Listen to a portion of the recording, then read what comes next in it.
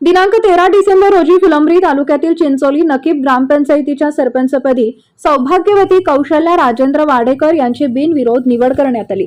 यावेळी ग्रामपंचायत सदस्य कैलास जंगले, मचिंद्र जंगले, रंजना बापू जंगले, माधुरी योगेश गुंजाळ, शिवाजी जंगले, अतुल सोनवणे, तायराबी लड्डा शहा आणि ग्रामसेवक किसन ताठे, मंडळ अधिकारी मंगेश खरे, तलाठी तायडे, पोलीस अधिकारी नागलोत तसेच पुंडलिक जंगले, योगेश गुंजाळ, रावसाहेब गुंजाळ, पुंडलिक वाडेकर, जुनेद शहा, दत्तात्रय जंगले, सुरेश जंगले, भाऊसाहेब जंगले, प्रभाकर वाडेकर, मचिंद्र गुंजाळ, योगेश वाडेकर, भाऊसाहेब जंगले, जेहूर शहा यांच्यासह ग्रामस्थ मोठ्या संख्येने उपस्थित होते।